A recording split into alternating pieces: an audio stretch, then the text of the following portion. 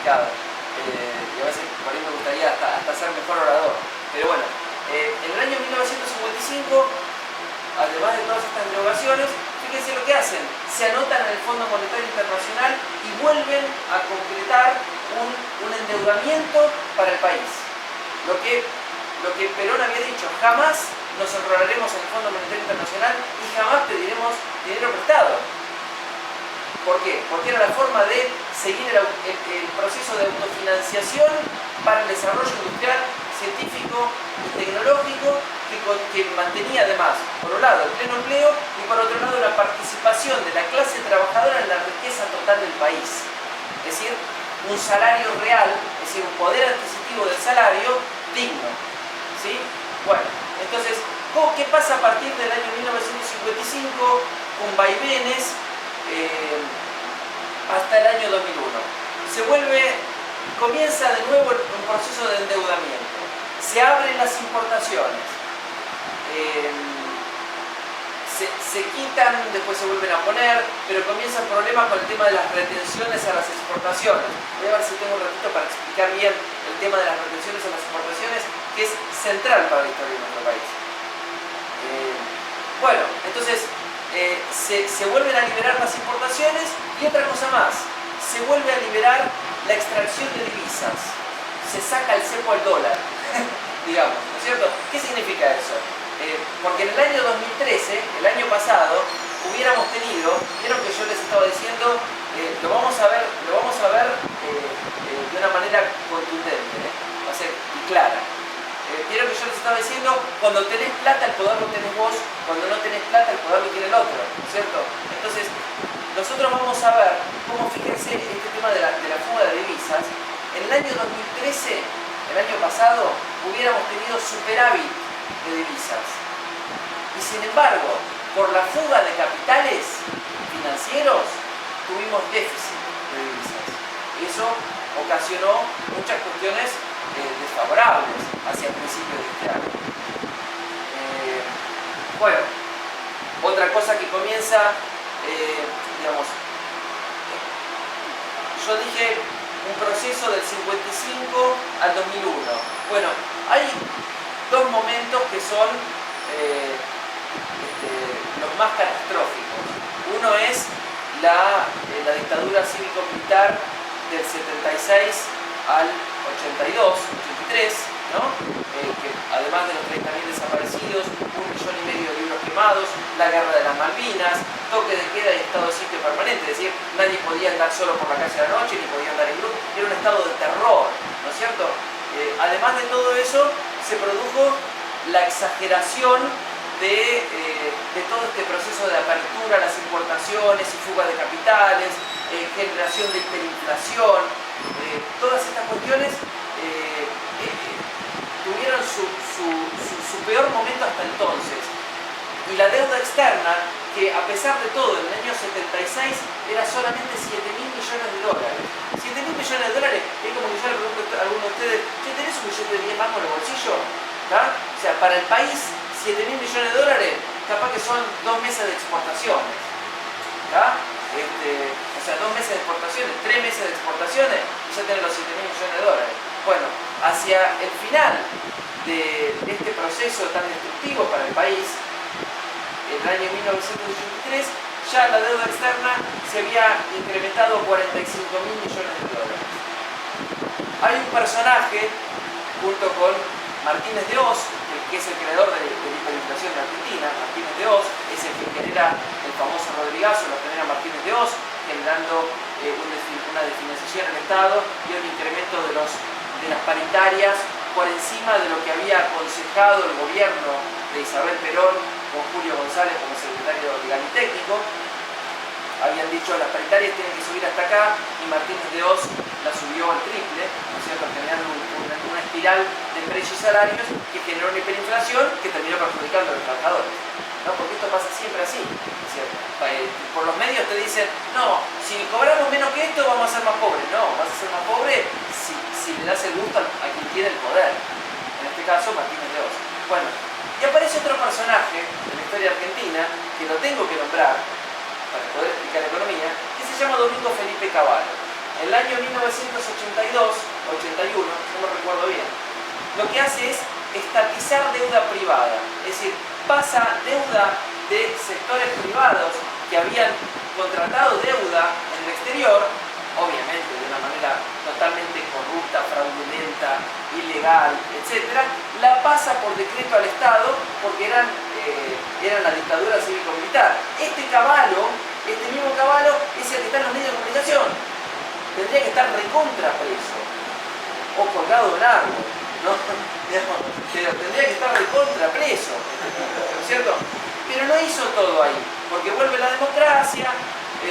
Alfonsín tampoco puede encaminar el déficit. Hay dos cositas: déficit comercial y déficit fiscal. Déficit comercial, ustedes saben, importaciones mayores a las exportaciones, ya lo hemos conversado. Déficit fiscal significa que el Estado recauda menos que lo que gasta, ¿no es cierto? Durante el gobierno de Alfonsín esto tampoco puede revertirse. Entonces, ¿cómo se arregla todo esto? Con más deuda externa. Al cerrar el gobierno de Alfonsín, la deuda externa ya estaba en los 60.000 millones de dólares. ¿Sí? Ahora, hay el dato que yo siempre digo, esto es para recordarlo siempre, ¿no? Que cuando Alfonsín le entrega el gobierno a Menem en el año 1989, a pesar de una inflación del 3.000%, no del 30, 40, 20, 3.000%, ¿sí? A pesar de tener una inflación del 3.000%, a pesar de todo, la tasa de desempleo era del 6,5%, prácticamente pleno empleo. 6,5% era la tasa de desocupación en Argentina cuando Alfonsín le entrega el gobierno a Menem. Ahora, ¿qué pasa? Cuando asume Menem en el año 1989, que todos lo votaron porque había prometido el salariazo y la revolución productiva, ¿no? Estas eran las palabras de Menem. Uno decía, pará, este tipo me está ofreciendo el salariazo, es decir, una mejora del salario real que no pasaba desde Perón, y la revolución productiva, es decir, la vuelta a un proyecto nacional con crecimiento inclusivo. Bueno, a los 2 días empieza a ser absolutamente todo lo contrario. Es decir, la apertura total e indiscriminada de las importaciones y otras cositas más que vamos a decir ahora. Ahora, hay una cuestión que es muy interesante, que es un hecho histórico para Argentina, que son las privatizaciones. Las privatizaciones que hace Menem en el año 1989. El eslogan, ¿saben cuál era? El Estado es ineficiente. Es verdad, no andaba nada. Las empresas de servicios no andaban, estaba todo destruido. Ahora, ¿por qué? ¿Porque eran del Estado? ¿Eran ineficientes? Bueno, no es porque eran del Estado. Si vos agarrás cualquier empresa y la vaciás y la financiás durante 10 años, sea privada, sea pública o sea mixta, después de 10 años esa empresa no va a funcionar, va a ser ineficiente. Bueno, lo que hizo la dictadura cívico-militar desde el año 1976 con el plan de Martínez de Oz fue vaciar y desfinanciar todas las empresas del Estado argentino, las empresas de servicios del Estado argentino. Entonces, después de 13 años, desde 1976 hasta 1989, no andaba nada. Entonces, pero no es que el Estado era ineficiente, porque de hecho no hemos tenido un caso al revés ahora, recientemente. Es decir, Aerolíneas Argentinas, que estaba privatizada, la destruyeron totalmente Aerolíneas Argentinas, y estaba en manos privadas. Entonces, ¿qué? ¿Los privados son ineficientes? No, fue ineficiente porque la destruyeron. Y ahora es del Estado y es una de las mejores empresas aéreas del mundo. ¿Tá? Entonces, hay que tener los ojos abiertos para esto. Bueno, entonces en el año 89 se produce esto, que es las privatizaciones, ¿no?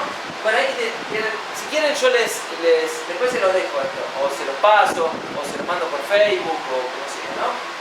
Esto es un poquitito en números la evolución de la deuda externa, ¿no es cierto? Y ahora un poco de agua, porque si no me vas a agarrar sin parar. Bueno, ahí tienen ¿por qué estábamos? La balanza de pagos. Esto tiene que ver, ¿vieron? Volvemos a lo mismo. Si tenés la plata, el poder lo tenés vos. Si no tenés la plata, el poder lo tiene el otro. Esta es la balanza de pagos. Brevemente, se lo digo. ¿Qué significa esto? Ahí te muestra todas las cuentas que tienen que ver con ingresos y egresos de plata al país. Obviamente, fíjense, la que está en azul, balanza comercial, ¿no? Balanza servicios es turismo, transporte, fletes. Acá viene cuenta rentas. ¿Saben lo que es eso? Es, por un lado, extracción de ganancias de empresas extranjeras operando en nuestro país. Y por otro lado, pago de intereses de deuda externa.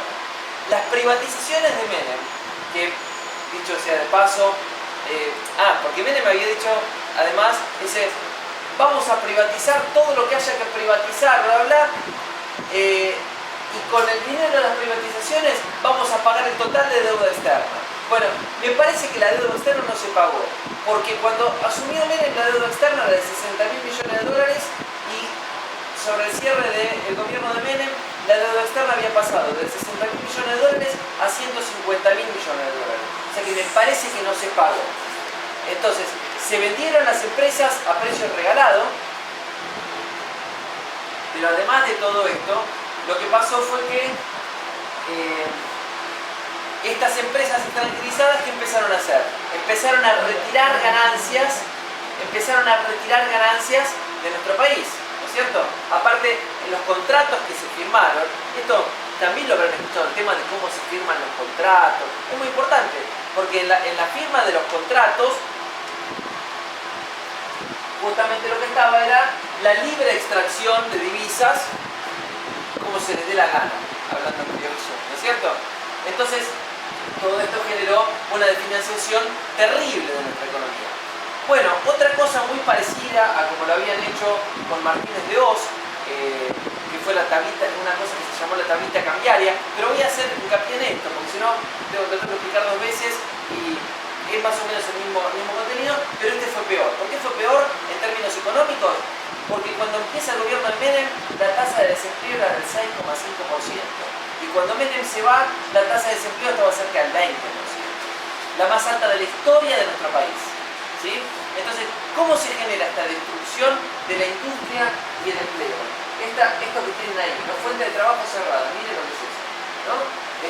¿Cómo se genera esto? Bueno, cuando asume Cavallo en el año 91, vuelve Domingo Felipe Cavallo, el mismo que había hecho la estatización de la deuda privada, que la pasó al Estado para que la pague el pueblo argentino.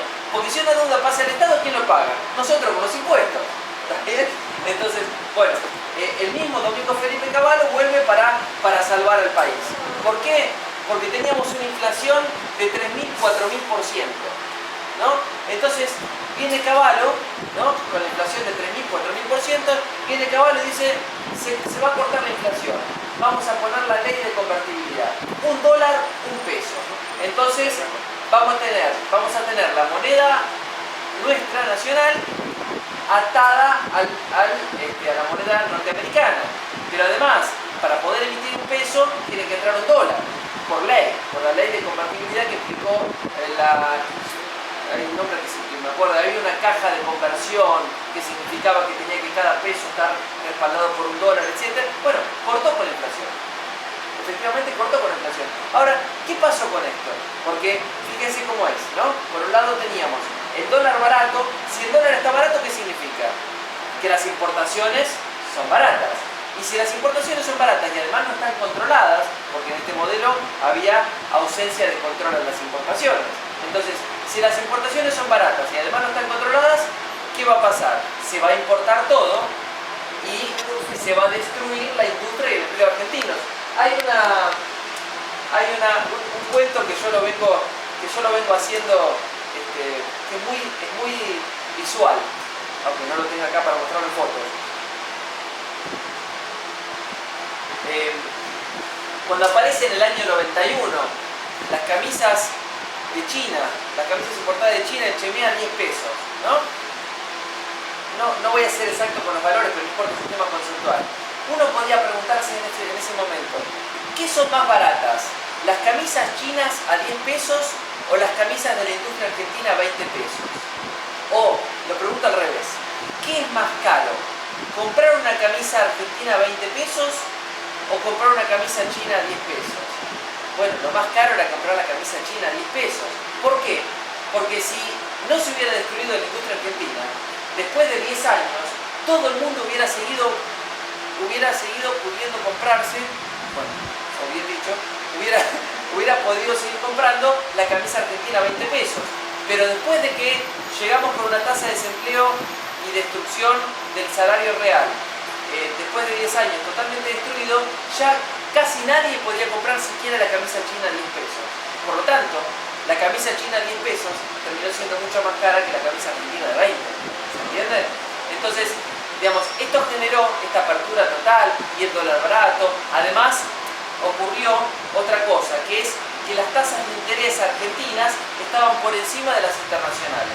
Entonces, ¿qué pasaba? Porque había una libre fuga de divisas, ¿se acuerdan? Entonces, ¿qué hacían? Se pedían préstamos en el exterior, se traían los dólares acá, se ponían en el banco con tasas de interés recontra altas, se obtenía una ganancia financiera y después se volvían a poner los dólares en los bancos extranjeros. Este mecanismo, además, ¿qué hizo? Trasladó recursos del sistema productivo, es decir, desde la industria generadora de empleo, hacia la especulación financiera. Consecuencia, destrucción total de la industria argentina, destrucción total del empleo argentino y además, ¿todo esto qué era? A ver, tenemos déficit comercial, porque las importaciones son libres, retiro de ganancias de empresas extranjeras operando en nuestro país, tenemos además pago de intereses de deuda externa, fuga de capitales y me falta una cosa más, el déficit fiscal. ¿Saben qué? Cuando comienza a agrandarse toda esta deuda externa, lo que teníamos en nuestro país era el Fondo Monetario Internacional, que tenía una oficina en el Banco Central, ¿no? Los mismos que ahora dicen que quieren el Banco Central independiente del poder de la política económica, eran los mismos que estaban contentos cuando el Fondo Monetario Internacional tenía una oficina en el Banco Central. ¿Cómo era eso? El Fondo Monetario Internacional era acreedor del país, o sea, le debíamos plata, ¿no es cierto? Bueno, entonces, ¿qué pasaba? Dos cosas. Uno, imagínate que alguien te debe plata, entonces vos le decís, bueno, está bien, yo te perdono la deuda, pero vos haces lo que yo quiero. Y peor todavía, si cada 2 por 3 te viene a pedir más plata, entonces vos qué haces? Le decís, mirá, bueno, está bien, te presto más plata, pero vas a hacer esto, vas a hacer esto y vas a hacer esto, si no, no te la presto. Si tenés la soga al cuello, ¿no? Vas a aceptar lo que yo te digo, ¿no es cierto? Bueno, eso es lo que hizo el Fondo Monetario Internacional permanentemente. Y fíjense lo que decía, porque yo además me lo acuerdo, yo era chiquito, pero me lo acuerdo perfectamente, porque estaba todos los días en la televisión, como ahora, ¿no? Bueno, decía que que recomendaba las famosas recetas. ¿Qué es lo que recomendaba el Fondo Monetario Internacional? El permanente ajuste, ¿no? ¿Qué es el ajuste? Recortar el gasto social del gobierno, que ahora lo vamos a ver. Recortar el gasto social del gobierno. ¿Qué significa recortar el gasto social del gobierno? Gastar menos en salarios, en jubilaciones, en subsidios, en todo lo que sea gasto social. ¿Para qué? Para dos cosas. ¿Qué es lo que dice el Fondo Monetario Internacional? Y miren, si ustedes tienen un problema de que gastan más de lo que recaudan, gasten menos.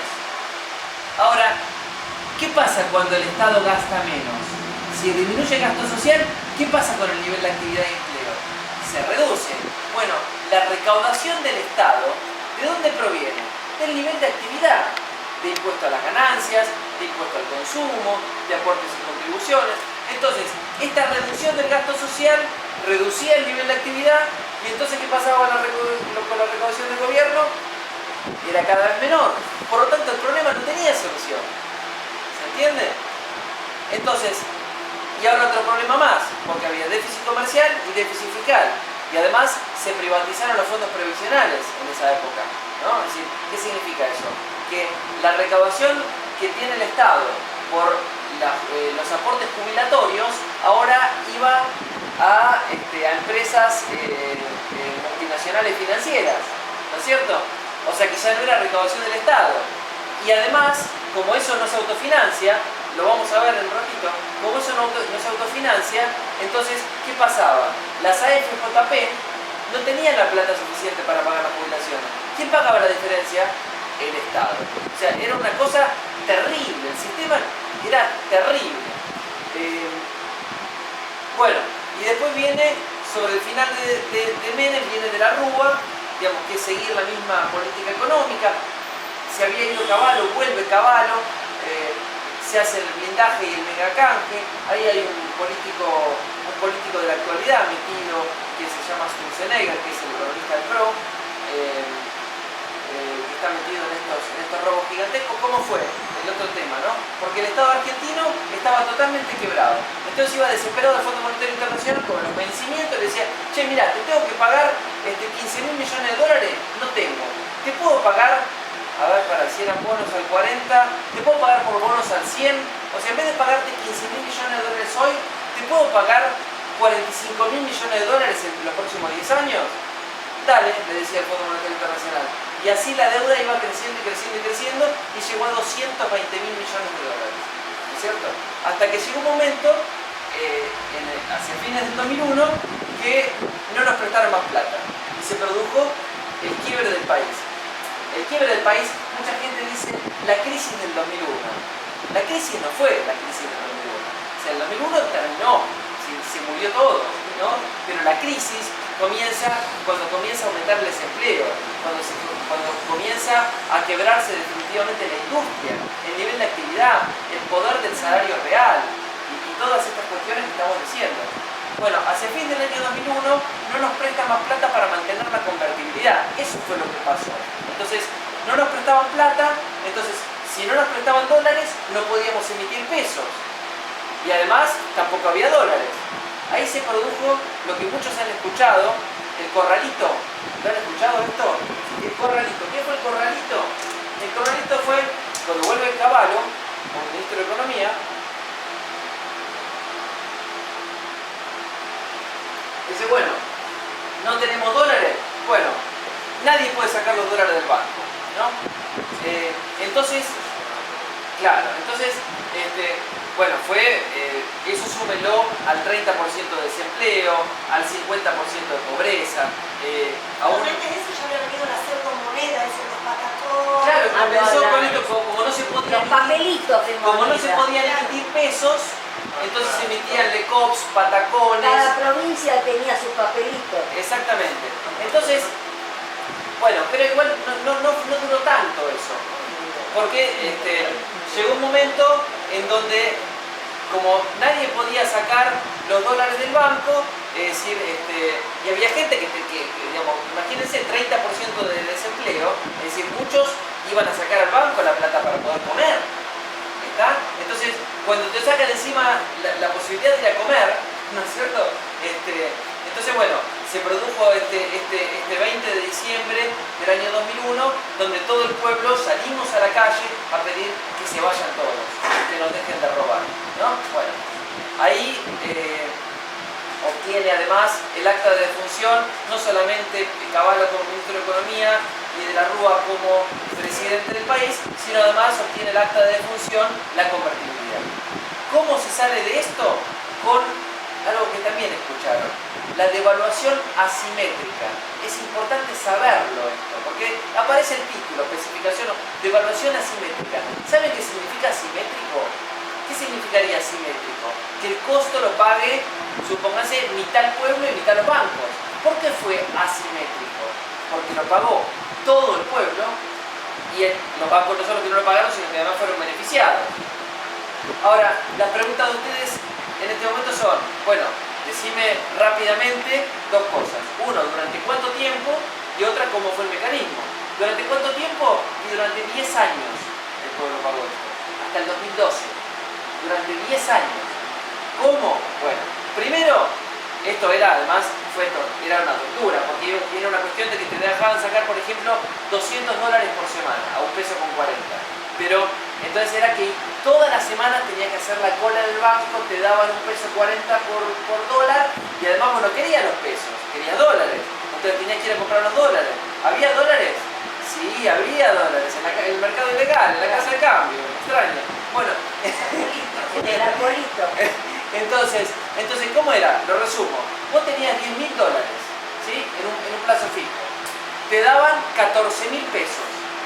Y te ibas a la casa de cambio que estaba a la vuelta del banco, a 2,53 pesos, te daban $5.000. Entonces pasaste de tener $10.000 en un plazo fijo a tener $5.000 en el cajón de tu mesita de luz. Obviamente no te vas a poner de bote al banco, ¿está? Bueno, claro, bueno, entonces ese fue el primer pago. ¿Terminó ahí? No, porque los bancos recibieron los bonos, los famosos Bodem, ¿sí? ¿Y qué hizo el Estado argentino? Lo tuvo que pagar. Lo pagó en el 2003, 2004, 2005, 2006, 2007, hasta el 2012. Durante 10 años, el Estado argentino tuvo que pagar estos Bodem. ¿De dónde salió la plata? Del pueblo argentino a través de los impuestos. Pero de dos formas el pueblo argentino lo pagó. Por un lado, porque lo pagan con los impuestos, y por otro lado, porque si el Estado tiene que pagar estos Bodem, esa plata, en vez de invertirla en infraestructura, en agua potable, alcantarillado, salud, educación, jubilaciones, subsidios, planes, etc., lo tenía que pagar a los bancos. O sea, durante 10 años el pueblo argentino pagó esta devaluación asimétrica, ¿sí? Ahora, hay algo muy interesante que van a ver ahí. En la balanza comercial, que fue uno de los puntos que yo les presenté desde el principio, ¿no? Fíjense, exporta que se produce. Vieron que las importaciones siempre son mayores a las importaciones, ¿no es cierto? Perdón, sí, las importaciones, digo, mayores a las exportaciones, es lo que veníamos diciendo. Fíjense, porque ustedes miran acá y dicen, ¿por qué en el 2010, con el país destruido, las exportaciones son mayores a las importaciones? Bueno, en realidad es al revés. Las importaciones son menores a las exportaciones. ¿Por qué? Bueno, ¿qué se importa? Bueno, se importan bienes de consumo, si la gente tiene plata, importa. Si la gente no tiene plata, no importa. Pero solamente la gente importa, no, la industria también. Si la industria está en crecimiento, importa. Si la industria está destruida, no importa. Entonces, con el nivel de destrucción que tenía el país, las importaciones pasaron aún por debajo de las exportaciones agrícolas. Y entonces, en el 2000 vemos superávit comercial, ¿no es cierto? ¿Por qué? Por la extrema pobreza que había en el país. Esto significa pobreza terrible. Y bueno, y a partir del año 2003, fíjense cómo cambia esto, ¿no? Porque devaluación mediante, ¿no es cierto? Es decir, el encarecimiento de las importaciones, ¿no? La devaluación, ¿qué significó la salida de la convertibilidad? Que se encarezca el dólar. Entonces, si se encarece el dólar, las importaciones son más caras. Pero además, el Estado, especialmente a partir de Néstor Kirchner, comenzó a controlar las importaciones. Poner aranceles a las importaciones, es decir, encareciendo ciertas importaciones, y restricción de importaciones, es decir, prohibición de ciertas otras importaciones. Entonces, de esta forma, ¿qué se generó? Que las importaciones también volvieron a aumentar. Fíjense, esta es la moneda constante. En el 2010, las importaciones quintuplican, acá me faltó un cero, me parece. Me huele que me faltó un cero cuando copié. Pero bueno, fíjense que crecieron las importaciones y también las exportaciones. ¿Por qué pasa esto? A ver si tengo. A ver. Acá. Porque se produjo un cambio en la composición de las exportaciones. Comenzaron a aparecer exportaciones del sector industrial. ¿Sí? Eso es interesante, pero me voy a desviar para el tiempo que pensaba hablar. Igual esto se lo voy a dejar. Bueno, miren esto. Esto que siempre aparece como una incógnita, ¿viste? O sea, ¿qué será todo eso que me dicen tan complicado por la televisión? Del gasto del gobierno, de los impuestos. Bueno, miren. No sé cómo hacer. Bueno, miren. Ahí tienen todo el gasto público, todo el gasto del gobierno. Fíjense, servicios sociales, servicios económicos. Fíjense lo que es. Seguridad social.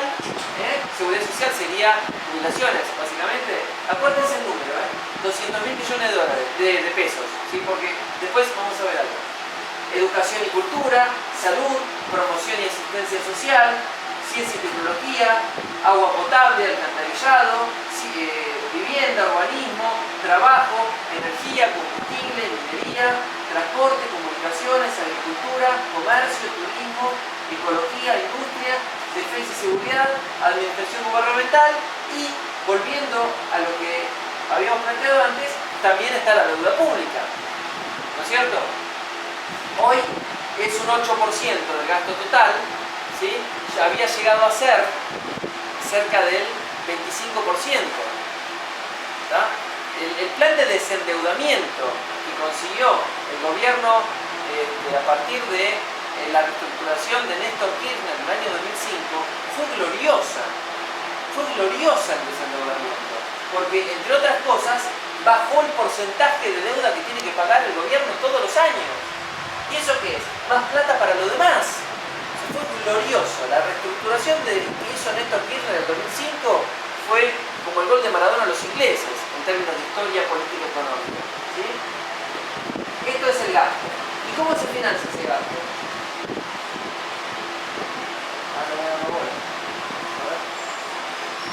Se nos fue que lo mandé para acá. Ahí está. ¿Cómo se financia ese gasto? Con recaudación tributaria. Fíjense, impuesto al consumo. Acá tienen aportes y contribuciones. Uno de los grandes logros que hizo el gobierno kirchnerista después de la privatización de los fondos previsionales fue la recuperación de los fondos previsionales.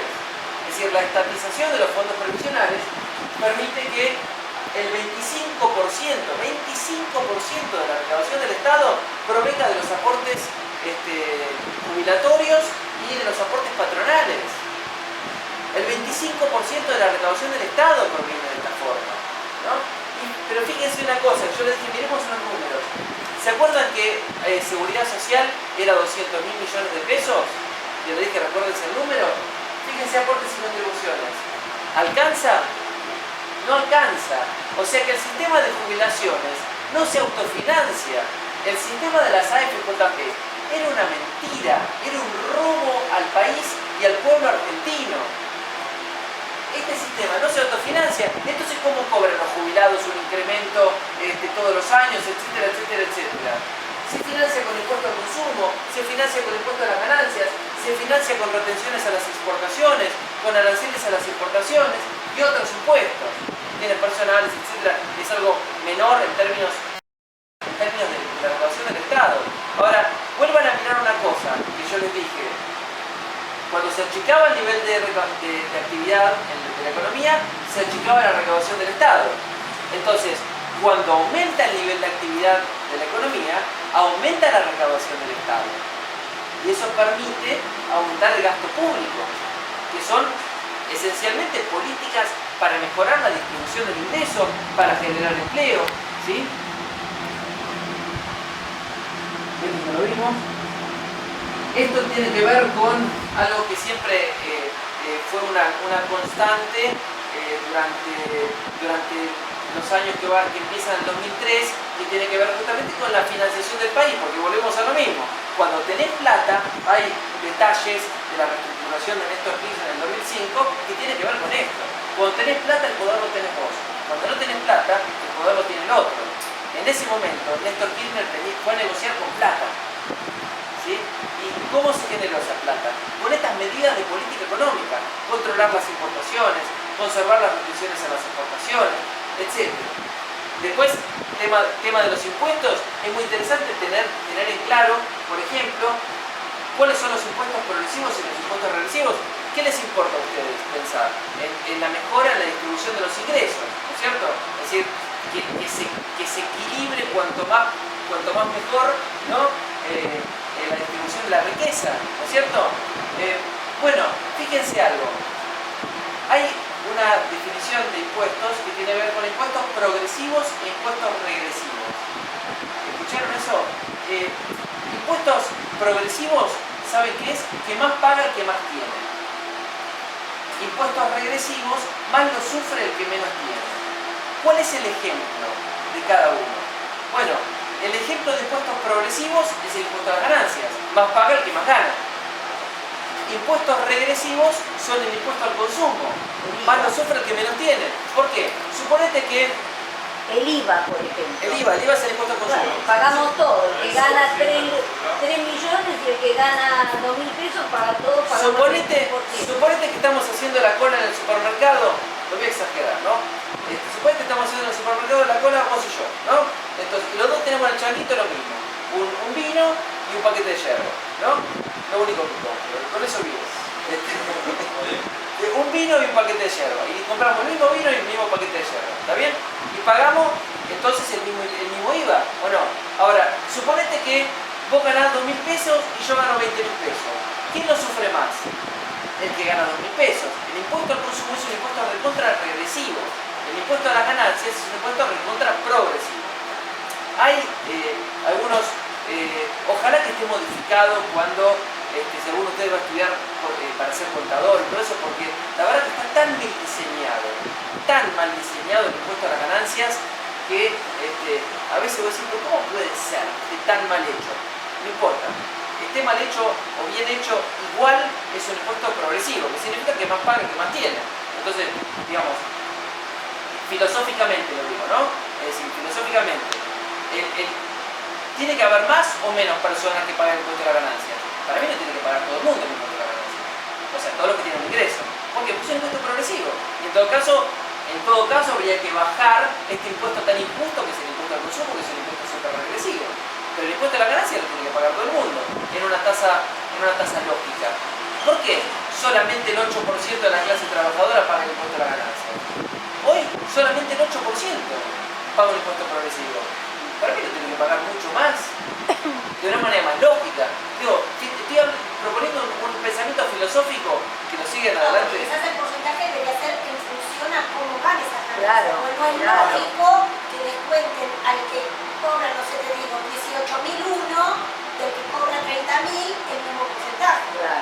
Claro. Porque ahí es donde falla la cosa. Claro, los Falla la intervalos. explicación Falla la mediática. ecuación. Falla también la explicación mediática porque, digamos, lo digo brevemente, ¿no? A vos te descuentan, cuando vos tenés, estamos hablando, digamos, hagamos una salvedad, hay un 30 y pico % de trabajo informal en Argentina, que es un problema gravísimo, ¿sí?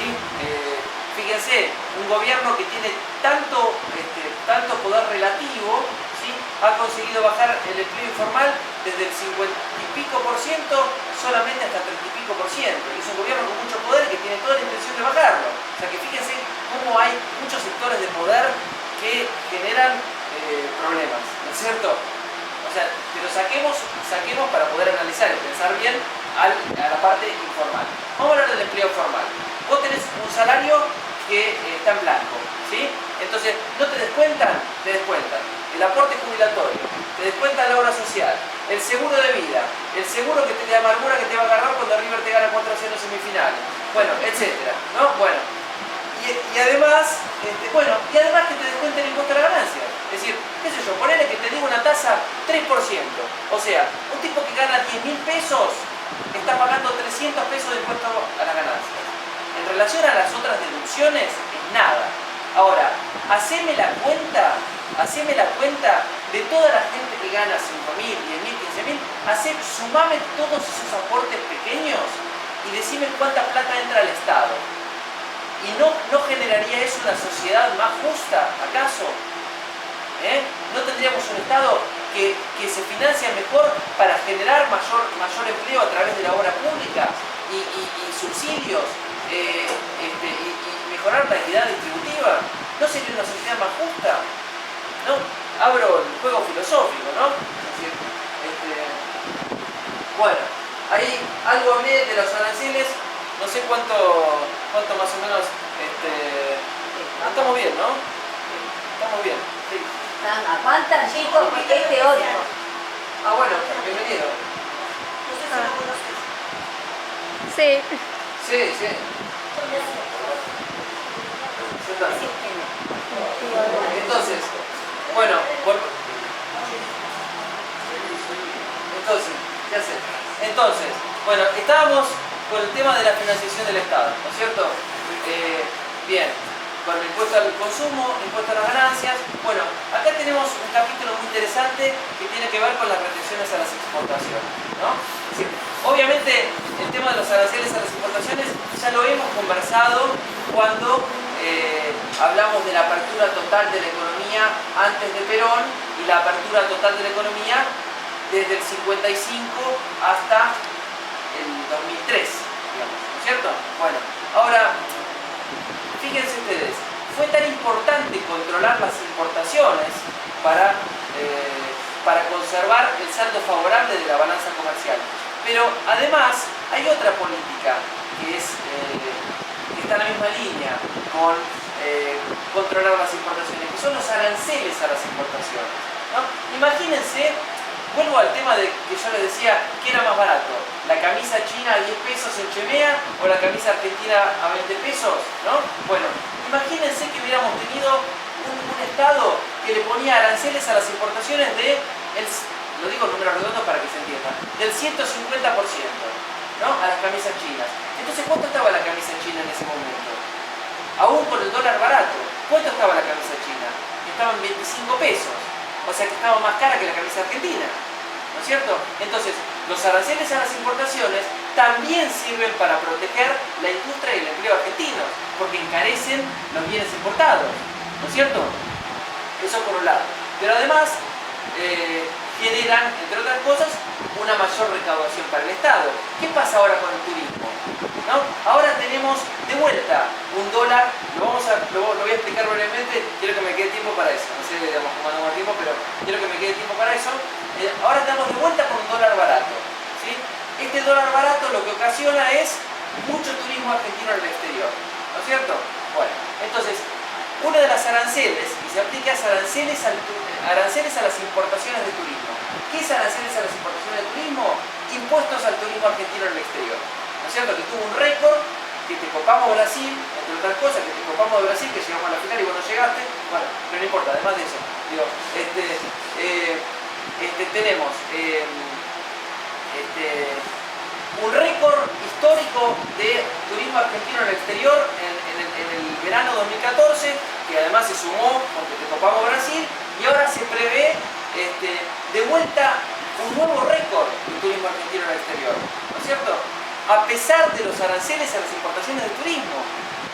Ahora, independientemente de si está bien o está mal, si yo tengo plata me voy a donde quiero, ¿está bien? Ahora, ¿esto qué genera para el Estado argentino? Un ingreso fantástico. Nosotros vimos acá, ¿no es cierto? Comercio exterior es el 13%. Lo que está procesado hasta ahora es que más o menos un 20-30% de ese comercio exterior son aranceles a las importaciones, ¿no es cierto? Estamos hablando de, ¿cuánto estamos hablando? De 20.000, 30.000 millones de pesos, ¿sí? Que provienen de esa fuente, ¿no es cierto? Estamos hablando de una financiación importante para pagar todo esto y generar entonces una financiación de una sociedad más justa y más equitativa. Sin plata no se puede hacer. Entonces hay que tener plata para poder hacerlo. El Estado tiene que tener esta plata para poder hacerlo. Te hago una pregunta. ¿Eso de turismo al exterior? Sí. ¿No afecta también al turismo interno? Porque el hecho que la gente vaya y gaste en el exterior no está fomentando a toda la gente que trabaja acá en función del turismo. ¿No Bueno, vuelve a ser un vaciamiento hacia la mirada del mercado del turismo en Argentina? bueno, te voy a decir dos cosas. Por un lado, el turismo en Argentina, estás hablando de la cuenta servicios, ¿no? Que tiene que ver con turismo. Tiene un déficit la cuenta servicios, digamos, importación de turismo, ¿qué significa? Que con trabajo argentino se está pagando industria extranjera de turismo, ¿cierto? Eso significa cuando un argentino se va al exterior. Ahora, lo que hemos tenido, especialmente a partir de la devaluación, que cambiaron las reglas de juego y que además se ha desarrollado el turismo en la Argentina, digamos, la estructura turística en la Argentina mucho más de lo que todos sabemos. Digamos, yo he vivido estando con el auto en Salta, en Catamarca, en La Rioja. Vos decís, ¿qué fuiste a hacer a La Rioja? La Rioja para mí es la provincia más linda de todo el país, ¿tá? Estuve en todas las rutas del país están todas perfectas. Yo pregunto, aparte nadie te dice nada, todos te mienten. Por ejemplo, yo fui, claro, yo tenía un alumno, ¿no? Un alumno que me había contado que había hecho el tren de las nubes con un Fiat Uno. Yo tenía en ese momento un Chevrolet Corsa, que es más grande que el Fiat Uno, ¿no? Entonces, yo viste, bueno, aparte con Mariela hablamos hasta con los árboles, ¿no? Pero, claro, entonces, bueno, salís, che, vamos a preguntar a ver qué onda. Y entré en una agencia de turismo, ¿no? Che, ¿qué tal está el camino del tren a las nubes para hacerlo con el auto? Pero vos qué tenés, ¿una Toyota Hilux? No, tengo un Corsita. Nah, vos estás loco, el camino es una porquería, no se puede hacer. Me quería vender el viaje. Yo que para, si mi alumno lo hizo con un Fiat Uno, yo lo voy a hacer con un Corsa, ¿verdad? Lo hice, estaba espectacular. O sea, las rutas del país están espectacular, la estructura ha mejorado muchísimo. Ahora, claro, vos me decís, por otro lado, que tenemos un déficit por esta cuenta servicios. Bueno, esta balanza de pagos, vamos a ir a la del 2013, te voy a mostrar cómo estructuralmente está todo armadito. Te voy a mostrar. Me preocupa esto de lo que vos decís, ¿no? Sí, llevamos la plata, el gobierno recauda con los impuestos que nos va sacando por ese gasto que vamos a hacer en el exterior, pero ¿qué pasa con toda la inversión que se hizo para consumo interno del turismo? Si toda esa inversión no se ve de nuevo deteriorando porque no hay consumo, no hay ingreso genuino del país que vuelve al país. Mira, además de una canción de para mí el mejor músico argentino de la historia, sobre mi gusto, Cerati, hay otro puente, que son los feriados puentes. Los feriados puentes han estimulado mucho el turismo adentro del país, por un lado, que es todo el año. Además, hay mucho extranjero haciendo turismo en nuestro país. Hay mucho extranjero haciendo turismo en nuestro país. Yo, digamos, viajando te encontrás con lo que se te ocurra, viajando en el sur te encontrás. Vas al centro, si es más lejos. Exactamente. Acá te encontrás una que ve paisajes, igual hay paisajes, Sí. Sí, igual te voy a decir algo. Te voy a decir algo que me ha sorprendido mucho. Digamos, yo soy porteño y pienso que lo mejor, viste, pero yo pensaba, sí, la verdad que los paisajes más lindos están en Mendoza, están en otro lado.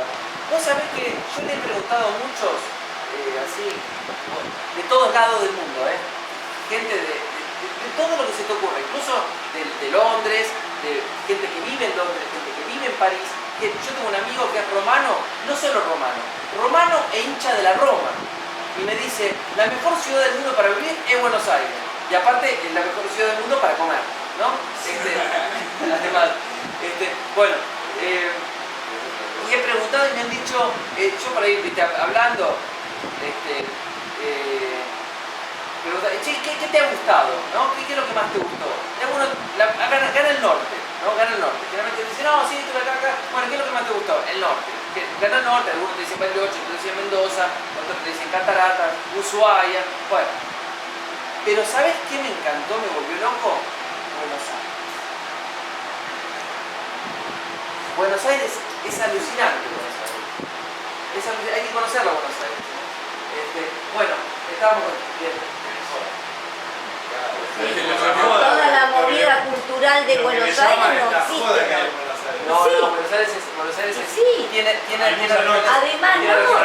Además de los espectáculos, de los teatros, tenés esos bolichitos que underground que te pasan rock, qué sé yo, que yo hace poco La estoy bohemia de descubriendo. Buenos Aires. Claro, sí. las parrillas, el vino. Claro, el No, chanchito. para. O el chanchito que te comes ahí, el carré Un de... tema, una cosa que quiero contar, no sé por qué te estás riendo solo, una cosa que quiero contar, que es algo terrible, digamos, un orgullo porteño, eran los carritos de la costanera. Los carritos de la costanera significaban la carne y los choris al carbón, ¿no es cierto? ¿Qué significa esto? Que la carne se desgrasa, va cayendo la grasa, en sintonía con ir incorporando el aroma del carbón, teniendo, además de que es un producto saludable, es un producto que tiene un sabor único. Bueno, Mauricio Macri puso los carritos en la costanera a gas. Entonces vos vas a la costanera, vos vas a la costanera y no tenés más el aroma del carbón. El asadito de los albariños. Y tenés una carne que se cocina sobre una plancha cocida en su propia grasa, o sea, una cosa que es un atentado a la salud, además es asquerosa, ¿sí? Es decir, y aparte, si de algún modo mirás de reojo a un extranjero, decís, este vino a comer el choripán al carbón y se está comiendo esa porquería que capaz que Mauricio Macri vio en Nueva York, ¿entendés? Terrible, es terrible. Yo lo tengo en la página de mi tercer libro en el Facebook, compártanlo, porque la cultura la tenemos que defender nosotros, porque nadie la va a defender por nosotros. Nosotros significa vos, yo, él, ¿tá? Nosotros tenemos que defender la cultura. Hemos visto que estos tipos que cobran comisiones, que le dan sobrecito para que salga la ley, ¿sí? Porque las leyes en el Congreso de la Ciudad, en el Congreso de la Nación y en todos los congresos del mundo, ¿saben cómo se arreglan? Con sobrecitos, ¿sí? Entonces, si no defendemos nosotros esas cosas, nadie las va a defender. Y hay que hacerlas públicas. Hay que hacerlas públicas. Bueno, retenciones a las exportaciones, me quedan dos cositas. ¿Puedo? ¿Dos cositas? Retenciones a las importaciones. ¿Se acuerdan que yo les había hablado? Por un lado, de la estructura agroexportadora de la Argentina antes de Perón, donde estas familias herederas de las conquistas de tierras, ¿no? Incluye un exterminio de la población autóctona argentina y además de un robo de riquezas y una apropiación de tierra. Bueno, estos sectores de la oligarquía argentina ponían los gobernantes que les permitían sacar todo el ingreso proveniente de las exportaciones. Hasta que llegó Perón, puso el IAPI. ¿Qué significó eso? Como habíamos dicho, que el Estado argentino acordaba con los productores, obviamente un precio más favorable que lo que puede acordar un privado, un consorcio exportador, y el Estado utilizaba el ingreso de las exportaciones para financiar el desarrollo industrial, tecnológico y científico, ¿no es cierto? Bueno. Pero además tenemos una cuestión económica, que es, como nosotros hemos visto desde este relato que yo les conté desde 1711, que describe claramente en este visionario británico que Argentina es el país más rico del mundo. Esto genera, entre otras cosas, no solo que tengamos la mejor carne, pero además lo que genera es un diferencial de costos de producción. Esto ustedes en alguna materia lo han visto. ¿Qué significa este diferencial de costos de producción? En consecuencia de la abundancia, en algún momento estaba estudiado que si producir 1 kilo de carne en la Argentina cuesta 1 peso, producir 1 kilo de carne en Europa cuesta 8 pesos. Hay un diferencial, además de la calidad, ¿no? Porque te puedes ir a Brasil a comprar carne y no vas a comer la misma carne, ¿cierto?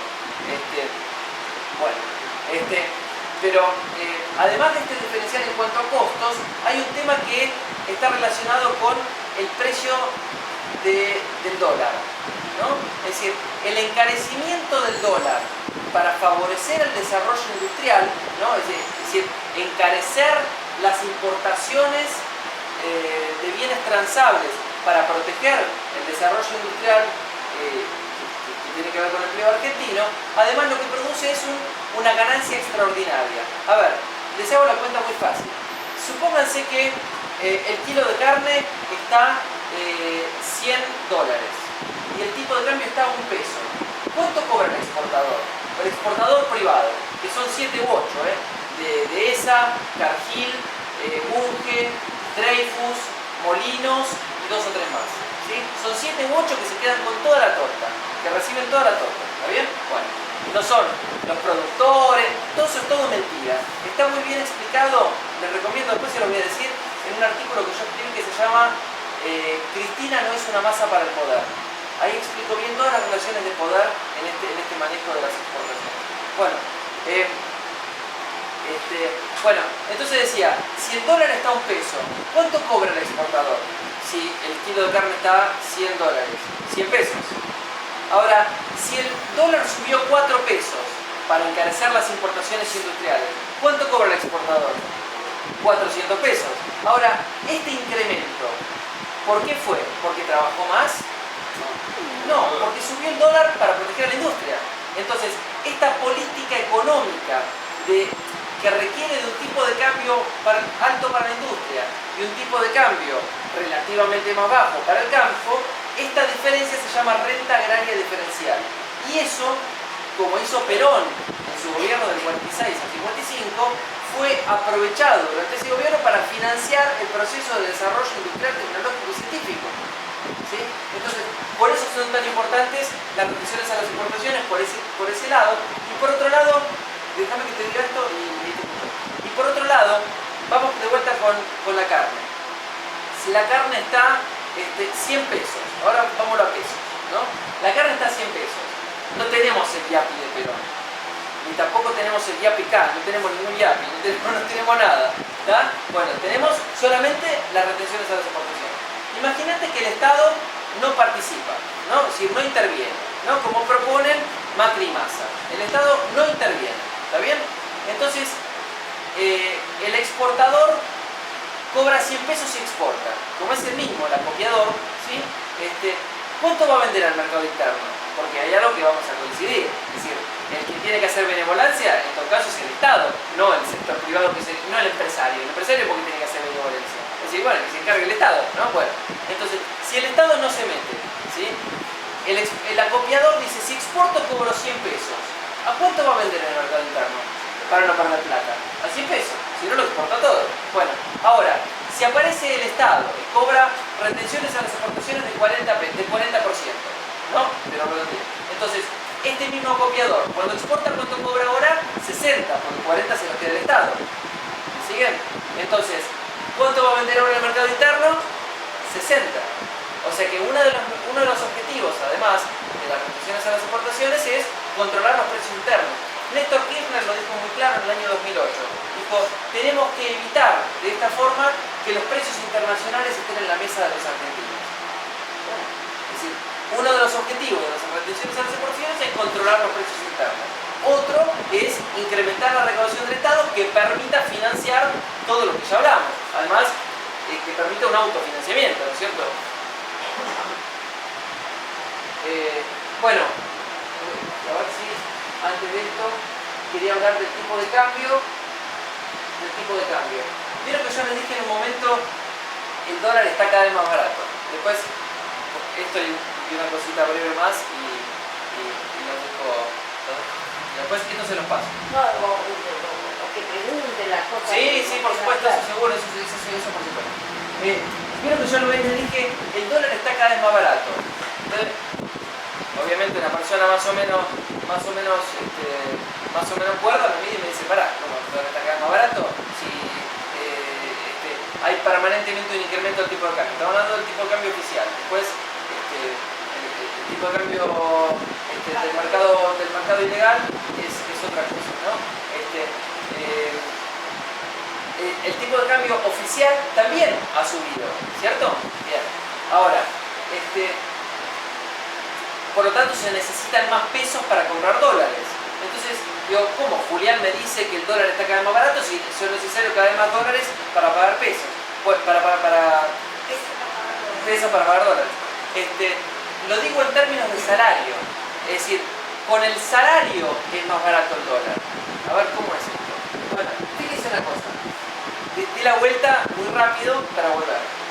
Fíjense, ahí dice tipo de cambio nominal, tipo de cambio real, precios externos, precios internos.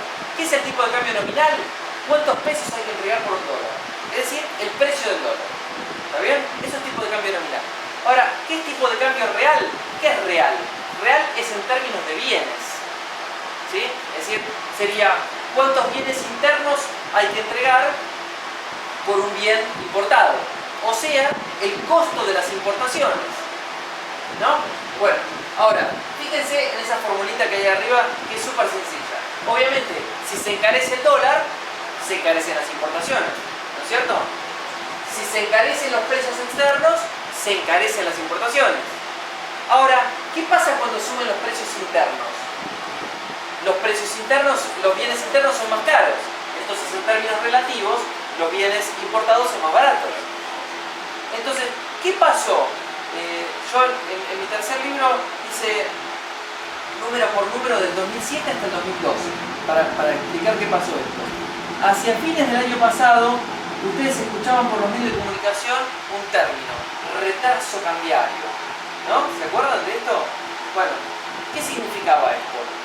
Que el dólar estaba cada vez más barato. ¿Por qué? Porque si nosotros tenemos más o menos una inflación del 20% anual, estamos hablando 2007-2012, ¿está bien?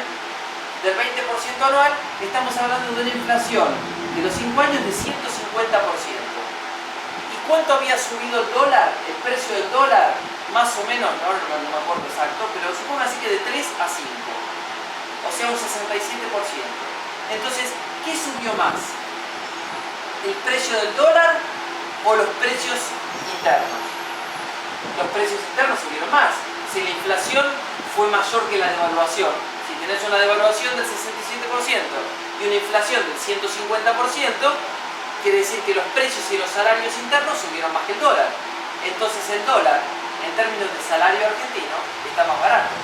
Eso significa, en 2014 también pasó, porque la inflación fue mayor que la devaluación. Con otros números, ¿no? O sea, en vez de 20, 40 y en vez de, bueno, pero también pasó. Y en vez de, y el tipo de cambio subió un 30%. Bueno, pero ¿qué significa eso? Este retraso cambiario, obviamente en ningún medio de comunicación, en ninguno estuvo bien explicado. ¿Qué significa que el dólar esté más barato? Bueno, ella me dice, y bueno, la macana de que tenemos un exceso de argentinos haciendo turismo en el exterior, bla, bla, bla, bla. Bueno, un déficit por la cuenta de servicio de la balanza de pago, como lo vimos antes, ¿no? Bueno, está bien. Pero además, ¿qué otras cosas genera que el dólar esté más barato? Bueno, alguno me puede decir, y che, pero si el dólar está más barato, de vuelta se va a destruir la industria interna. No, porque se destruye la industria interna si vuelve a aparecer un gobierno que no controla las importaciones. Pero si lo hacemos dentro de un plan integral, donde tenés un gobierno que pone aranceles a las importaciones y que pone restricción a ciertas importaciones, entonces no va a pasar eso de que se destruye la industria argentina porque el dólar está barato. ¿Se entiende la idea? Ahora, ¿esto es solamente para bienes, como lo estamos diciendo, y para turismo? No, fíjense otra cosa. ¿Qué pasó el año pasado? Importamos 10.000 millones de dólares de energía. Como ustedes saben, no hay autoabastecimiento energético, ¿no? Todo esto que comenzó con la estatización de YPF, que se propone un autoabastecimiento energético para el 2020, creo que es, bueno, para el 2020, 18, 22, lo que sea. Digamos, lo festejaremos con la Copa de Messi en Rusia por el autoabastecimiento energético también. Pero hoy no lo tenemos, por lo cual tenemos que seguir importando energía. Esa importación, ¿cómo se hace? ¿En pesos o en divisas? Se hace en divisas. Entonces, si se produce un abaratamiento de esa divisa en términos de salario argentino, entonces es menos costoso para el país la importación de energía y también el pago de deuda externa, que también es en dólares. Ahora, otra cosa más, el Estado tiene que recaudar para todo eso. Ahora, ¿qué pasa con la recaudación del Estado en dólares? Porque si los precios y los salarios suben más que el dólar, ¿qué pasa con la recaudación del Estado en dólares? Es mayor también. Entonces, este retraso cambiario no es tan malo como parece. ¿Sí? Eso conviene abrir el juego. Pero eso ya cuando ya escuchamos tantos números así, a uno le va costando asimilar, Julián, ¿eh? Por eso. Vos porque sos un experto, pero... Bueno, y esto es lo que les había dicho antes, ¿no? Es decir, de la balanza de pagos del 2013, que fíjense, fuga de capitales, 7.000 millones de dólares. O sea que estructuralmente, fíjense, exportaciones, importaciones, servicios, acá tienen turismo, transporte, esto después se lo dejo. Sí, le dejamos el power. Acá tienen renta, que es, miren, acá tienen todo detallado. El retiro de ganancias de empresas extranjeras operando en nuestro país, pago de intereses de deuda externa, acá hubo algo de inversión extranjera directa, es decir, por ejemplo, en este año fue un monto importante que ingresó Chevron, pago de deuda externa. Bueno, con todo esto teníamos superávit de 4.000 millones de dólares.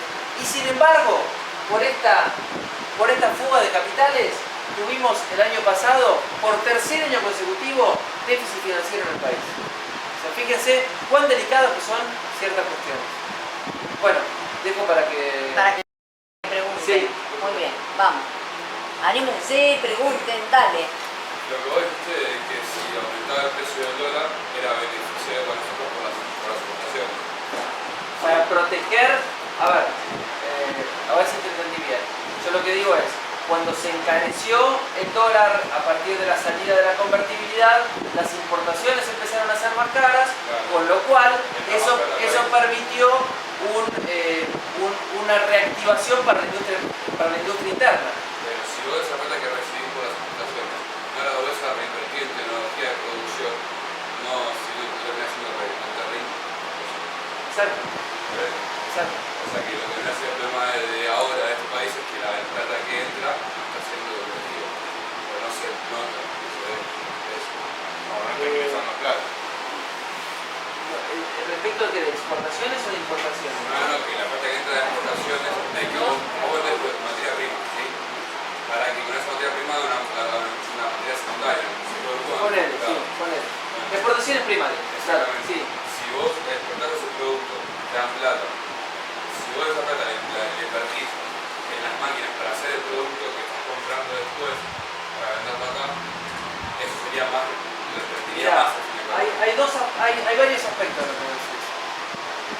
El tema de reinversión en el mismo sector productivo, Argentina, mira, si no tiene el desarrollo industrial número uno en producción agropecuaria, le pegan el palo.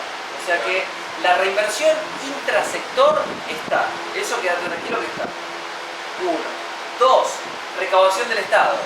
Tenemos cerca del 10% de la recaudación del Estado proviene de las retenciones a las exportaciones. O sea, cuando escuchen que algún político dice yo quiero sacar las retenciones a las exportaciones, bueno, ese tipo está jugando en contra del país y del pueblo. ¿Verdad? O sea, cerca del 10% proviene de retenciones a las exportaciones. Con lo cual hay una financiación del Estado. Es un momento delicado de la política en términos fiscales, es decir, no hay un superávit fiscal holgado como hubo en la Argentina hasta el 2010. Hasta el 2010, desde el 2003 hasta el 2010 hubo un superávit fiscal holgado, ¿sí? O sea, el Estado tuvo mucha más plata, por eso todo este proceso de desendeudamiento fue tan exitoso, ¿no es cierto? Ahora, en estos últimos 3 años, producto de algunas cosas que están explicadas acá, no hubo una holgura financiera. Pero si sacás las retenciones a las exportaciones, imagínate lo que sería, ¿no es cierto? Y después tenés otra cuestión adicional que vos me decís, reinversión para un proyecto industrial. Bueno, se está reconvirtiendo el país industrialmente, que yo te lo mostré en la composición de las exportaciones. En realidad podés agarrar el Google y poner composición de las exportaciones y te vas a encontrar con argumentos de todos los colores. Ahora, mucho de eso, tengan el color que tengan, mucho de eso está constituido por realidad.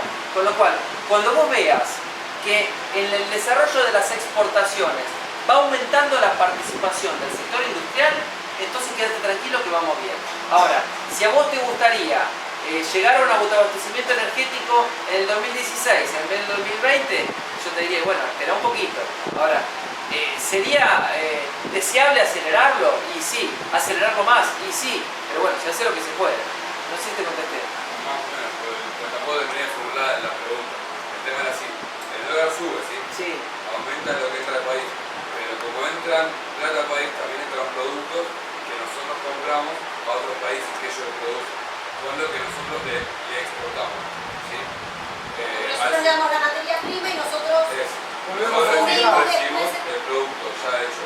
Lo que pasa es que al aumentar el dólar, Pero el dólar está más barato. El dólar está cada vez más barato en nuestro país.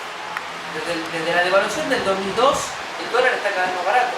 En términos de reales, digo, en términos de en términos de salarios, en términos de recaudación del Estado. El dólar está cada vez más barato. El dólar es lo que viene de afuera es más caro, pero o sea, lo que digo yo es que, no sé, compras una prenda que viene de otro país y te sale...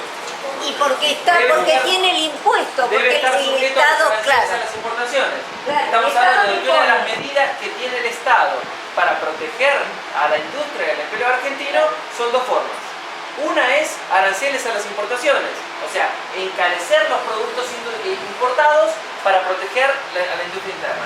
Y la otra es directamente restringir las importaciones. Es decir, hay algo que se llama digamos, política arancelaria, es una política selectiva. ¿Qué significa esto? Que el Estado decide sobre qué bienes se aplica y en qué porcentaje y de qué forma. Por ejemplo, el Estado te puede decir aranceles a las importaciones textiles, que es un rubro muy sensible, ¿no? Es decir, yo siempre digo que el país renació de las cenizas en enero del 2002. Yo, digamos, sostengo, digamos, objetivamente nuestro país, que fue totalmente destruido, renace en enero del 2002. Esto es algo concreto. ¿Por qué? Porque la devaluación, ¿qué es lo que hizo? Que empezaron a levantar las persianas en 11, ¿viste? Córdoba, Pueyrredón, Rivadavia, Bartolomé Mitre. Bueno, ese era un barrio fantasma. ¿Sabes lo que significa un barrio fantasma? Muerto. Todas las persianas cerradas. En enero del 2002, con la devaluación, empezaron a levantar todas las persianas. Fue increíble, fue mágico. ¿Sí? Bueno, eso te muestra que el rubro textil es infinitamente sensible a esto, ¿cierto? Entonces, suponete que yo te digo, mira, vos y yo estamos manejando el Estado, discutamos acerca de cómo hacemos. A ver, sobre bienes, sobre productos textiles, pongamos aranceles del 80%. Sobre calzado, pongamos aranceles del 50%. Sobre bienes tecnológicos, pongamos aranceles del 20%. Ciertos productos tecnológicos, en medio de un proceso de industrialización sustitutiva de importaciones, que planea íntegramente un desarrollo tecnológico industrial y científico, y yo decía, y ciertas cosas prohibámoslas, directamente prohibámoslas. Yo el otro día había escuchado a una chica que decía, pues yo no me puedo importar el iPad porque no me deja la importación. ¿Y vos qué querés? Hay millones de pobres en tu país. ¿Vos querés importar el iPad y que haya más pobres? ¿O querés quedarte sin el iPad y que exista la posibilidad de que haya cada vez menos pobres en nuestro país? Hay millones de pobres en la Argentina. Entonces, no, estas son medidas que contribuyen a luchar contra esa pobreza.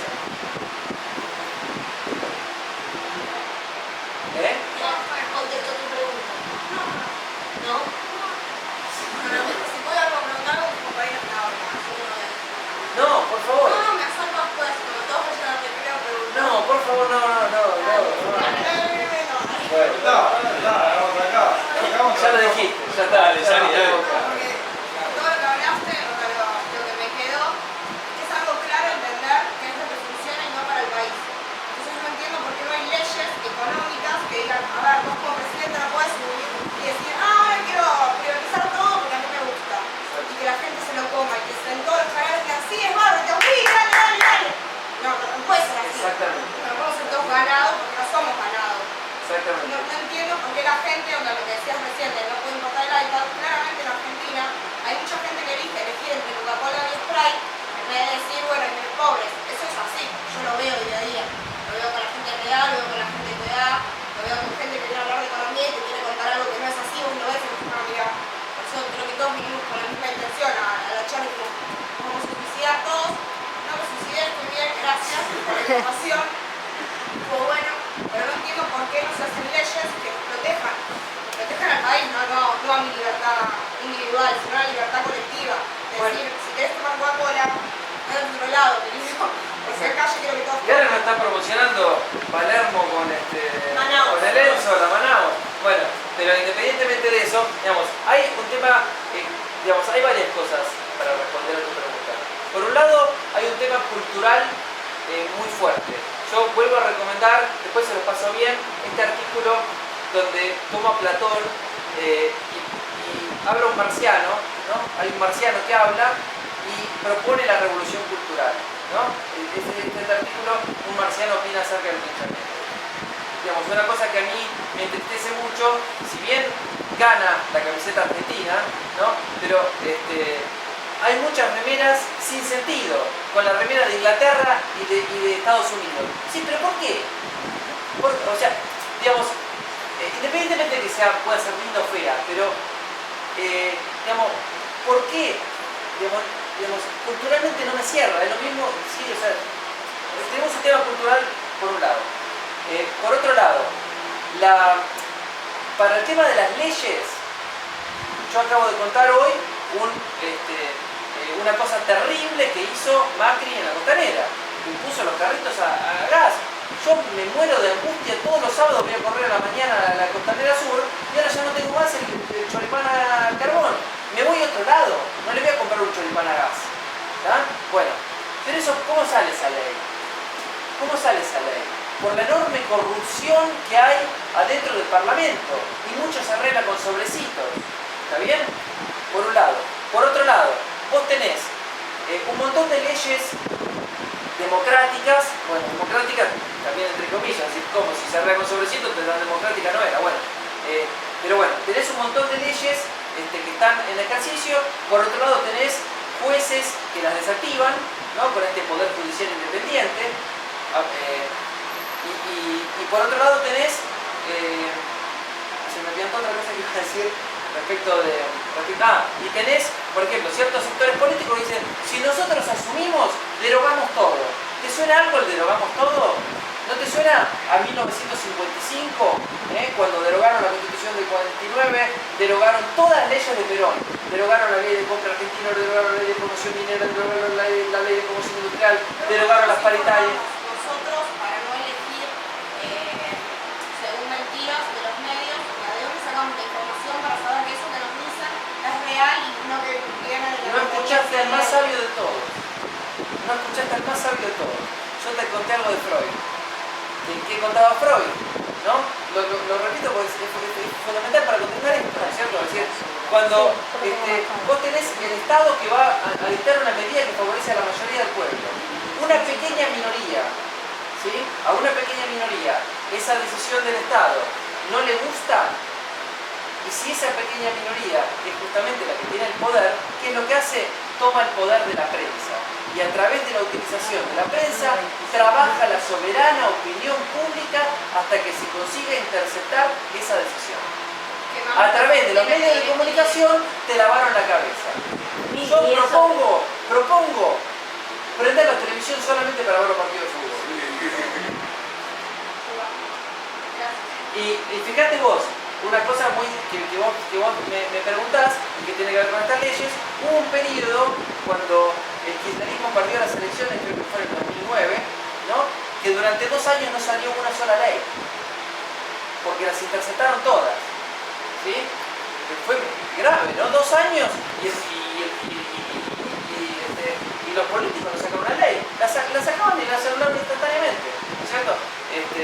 Eso por un lado. Y por otro lado,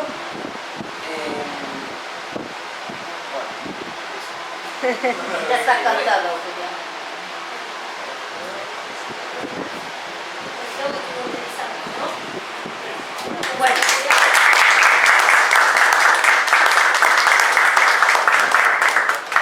Bueno, muchachos, yo la verdad te quiero agradecer, Julián, acá a la directora, a ustedes, y bueno, la verdad que creo que fue una charla y un momento de mucho aprendizaje que a nosotros nos sirve para tener elementos para pensar y para pensarnos nosotros qué país queremos tener también, ¿no? Y para también desmistificar un poco que no son tan raros los economistas que saben de números y todo. Claro que después cuesta mantenerle mucho la atención, ¿no? Yo que vengo de las humanidades me cuesta, pero bueno, de a poco... Humanízate. Claro, sí. Bueno, la verdad que muchas gracias a todos por recibirnos y bueno, por este año no traemos más cosas, ¿sí? Bueno, gracias a ustedes. No, está bien. Fíjense en esta página de Facebook, este es mi Facebook, ¿no? Julián Denaro, esta es la página de Facebook, ahí van a encontrar a Marciano también, ahí también lo van a encontrar a Marciano, lean a Marciano.